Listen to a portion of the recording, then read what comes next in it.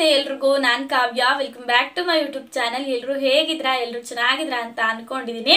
ಇವತ್ತಿನ ಈ ವಿಡಿಯೋನ ಸ್ಟಾರ್ಟ್ ಮಾಡ್ತಾ ಇದ್ದೀನಿ। ಇವತ್ತಿನ ಈ ವಿಡಿಯೋದಲ್ಲಿ ಯಾವ ಮಾಹಿತಿ ಬಗ್ಗೆ ತಿಳಿಸ್ತಾ ಇದ್ದೀನಿ ಅಂತಂದ್ರೆ ಪಿಂಚಣಿ ಯೋಜನೆ ಬಗ್ಗೆ ನಾನು ತಿಳಿಸ್ತಾ ಇರುವಂತದ್ದು। ಪೆನ್ಷನ್ ಹಣದ ಬಗ್ಗೆ ತುಂಬಾ ಜನ ಕಮೆಂಟ್ ಮಾಡಿದ್ರು, ಪೆನ್ಷನ್ ಹಣದ ಬಗ್ಗೆ ಮಾಹಿತಿ ತಿಳಿಸಿ ಅಂದ್ಬಿಟ್ಟು ಅವ್ರಿಗಾಗಿ ನಾನು ಈ ಒಂದು ವಿಡಿಯೋನ ಮಾಡ್ತಾ ಇರೋದು। ಈಗ ಕೆಲವೊಂದಷ್ಟು ದಿನಗಳ ಹಿಂದೆ ಅಂತ ಅಂದ್ರೆ ನೀವು ಡಿಸೆಂಬರ್ ಅಲ್ಲಿ ನೋಡಬಹುದು, ನಿಮ್ ಯಾರಿಗೂ ಕೂಡ ಪೆನ್ಷನ್ ಹಣ ಬರಲಿಲ್ಲ। ಅಂಗವಿಕಲರ ಪೆನ್ಷನ್ ಆಗಿರ್ಬೋದು ಅಥವಾ ವೃದ್ಧಾಪ್ಯ ಪೆನ್ಷನ್ ಆಗಿರ್ಬೋದು ಮತ್ತೆ ವಿಧವಾ ಪೆನ್ಷನ್ ಆಗಿರ್ಬೋದು ಹಣ ಬರಲಿಲ್ಲ। ಏನ್ ಕಾರಣಕ್ಕೆ ಹಣ ಬರಲಿಲ್ಲ ಅಂತಂದ್ರೆ ಸರ್ಕಾರದ ಮುಖಾಂತರ ಈಗ ನಿಮ್ಗೆ ಡಿಬಿಟಿ ಮುಖಾಂತರನೇ ಹಣ ಬರ್ತಾ ಇರುವಂತದ್ದು। ಅದರಿಂದಾಗಿ ಸರ್ಕಾರ ಕೂಡ ಸ್ವಲ್ಪ ಲೇಟ್ ಮಾಡ್ಕೊಂಡ್ರು, ಹಣ ನೀಡಲಿಕ್ಕೆ ಸ್ವಲ್ಪ ತಡ ಮಾಡಿದ್ರು। ಅದರಿಂದಾಗಿ ಇವಾಗ ಜನವರಿ ತಿಂಗಳಲ್ಲಿ ನಾವು ಹಣನ ಕೊಡೋಣ ಅಂತ ಅನ್ಬಿಟ್ಟು ಅವರು ಕೂಡ ಆಯ್ಕೆ ಮಾಡ್ಕೊಂಡಿದ್ದಾರೆ। ಯಾಕಂದ್ರೆ ಇವಾಗ ನೀವು ನೋಡಬಹುದು ಸ್ಟಾರ್ಟಿಂಗ್ ಇಂದನೂ ಕೂಡ ನಿಮ್ಗೆ ಪೆನ್ಷನ್ ಹಣನ ಸರ್ಕಾರ 1ನೇ ತಾರೀಕಿಂದ 15ನೇ ತಾರೀಕಿನ ಒಳಗಡೆನೆ ಎಲ್ರಿಗೂ ಕೂಡ ಜಮಾ ಮಾಡ್ತಾ ಇತ್ತು। ಆದ್ರೆ ಇವಾಗ ಡಿಸೆಂಬರ್ ತಿಂಗಳಿನ ಪೆನ್ಷನ್ ಹಣ ಬಂದಿಲ್ಲ। ಇದಕ್ಕೆ ಮುಖ್ಯ ಕಾರಣ ಬಂದು ಸರ್ಕಾರನೇ ಹಣ ನೀಡಿಲ್ಲ। ಓಕೆನಾ, ಇವಾಗ ನೀವು ಏನ್ ಕಾರಣಕ್ಕೆ ನಮ್ಗೆ ಹಣ ಬಂದಿಲ್ಲ, ಏನಾದ್ರು ಪೆನ್ಷನ್ ಅಮೌಂಟ್ ಕ್ಯಾನ್ಸಲ್ ಆಗೋಯ್ತಾ ಆ ರೀತಿಯಾಗಿ ಭಯ ಪಡ್ಲಿಕ್ಕೆ ಹೋಗ್ಬೇಡಿ।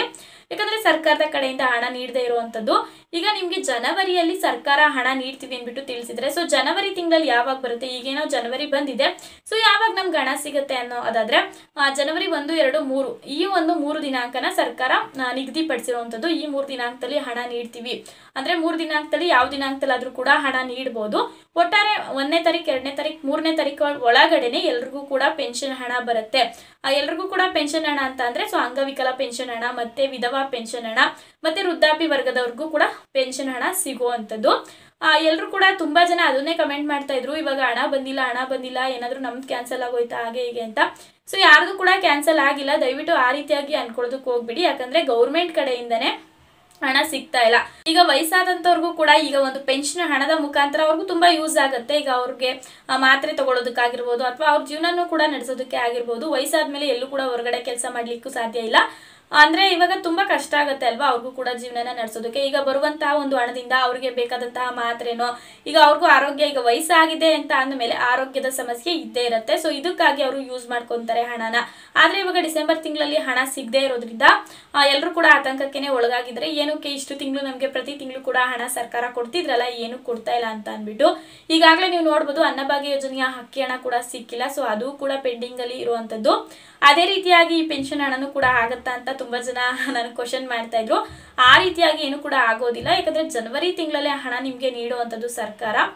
ಈಗ ಪೆನ್ಷನ್ ಹಣನ ಯಾವತ್ತೂ ಕೂಡ ನಿಲ್ಸೋದಕ್ಕೆ ಸಾಧ್ಯ ಇಲ್ಲ ಅಂದ್ಬಿಟ್ಟು ಅವರು ಕೂಡ ತಿಳಿಸಿದ್ದಾರೆ। ಇದರ ಜೊತೆಗೆ ಹೊಸ ರೇಷನ್ ಕಾರ್ಡ್ಗೆ ಅರ್ಜಿನ ಸಲ್ಲಿಸಬೇಕು, ರೇಷನ್ ಕಾರ್ಡ್ ನ ತಿದ್ದುಪಡಿ ಮಾಡ್ಕೋಬೇಕು, ಇದ್ರ ಬಗ್ಗೆ ಏನಾದ್ರು ಮಾಹಿತಿ ಇದ್ರೆ ತಿಳಿಸಿ ಅಂತ ಅಂತಿದ್ರೆ ಇವಾಗ ನೀವೇನಾದ್ರೂ ಹೊಸ ರೇಷನ್ ಕಾರ್ಡ್ಗೆ ಅರ್ಜಿನ ಸಲ್ಲಿಸ್ತೀರಾ ಅಂತ ಅಂದ್ರೆ ಸರ್ಕಾರದ ಕಡೆಯಿಂದ ಇನ್ನೂ ಕೂಡ ಕಾಲಾವಕಾಶನ ಕೊಟ್ಟಿಲ್ಲ। ಯಾವಾಗ ಕೊಡ್ತಾರೆ ಅಂತ ಹೇಳಲಿಕ್ಕೂ ಕೂಡ ಸಾಧ್ಯ ಇಲ್ಲ। ಒಟ್ಟಾರೆ ಜನವರಿ ತಿಂಗಳಲ್ಲೇ ಕೊಡ್ತೀವಿ ಅಂದ್ಬಿಟ್ಟು ತಿಳಿಸಿದ್ದಾರೆ।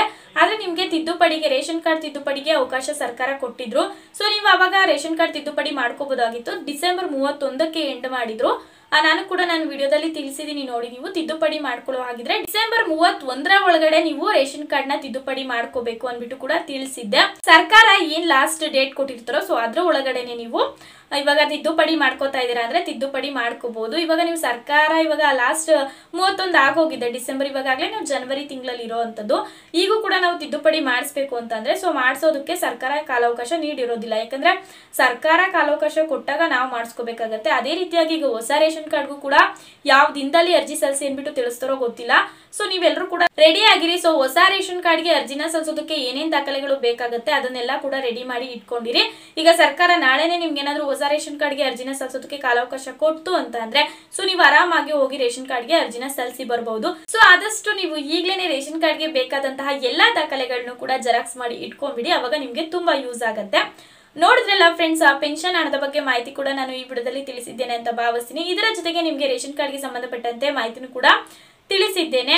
ಇದೇ ರೀತಿಯಾದಂತಹ ಉಪಯುಕ್ತ ಮಾಹಿತಿಗಳನ್ನು ಪ್ರತಿನಿತ್ಯ ಪಡೆಯಲು ಕಾವ್ಯ ಯೂಟ್ಯೂಬ್ ಚಾನೆಲ್ ಅನ್ನು ಸಬ್ಸ್ಕ್ರೈಬ್ ಆಗಿ। ಈ ವಿಡಿಯೋ ನಿಮಗೆ ಸ್ವಲ್ಪನಾದ್ರೂ ಉಪಯೋಗ ಆಗಿದ್ರೆ ವಿಡಿಯೋಗೆ ಲೈಕ್ ಮಾಡಿ, ಈ ವಿಡಿಯೋನ ನಿಮ್ಮ ಫ್ರೆಂಡ್ಸ್ ಮತ್ತು ಫ್ಯಾಮಿಲಿಗೂ ಶೇರ್ ಮಾಡಿ, ಅವ್ರಿಗೂ ಕೂಡ ಈ ಒಂದು ವಿಷಯದ ಬಗ್ಗೆ ಮಾಹಿತಿ ತಿಳಿಯಲಿ। ಶೇರ್ ಮಾಡುವ ಮುಖಾಂತರ ತಿಳಿಸಿ। ಮತ್ತೆ ಸಿಗೋಣ ಮುಂದಿನ ಉಪಯುಕ್ತವಾದಂತಹ ವಿಡಿಯೋದಲ್ಲಿ। Thanks for watching.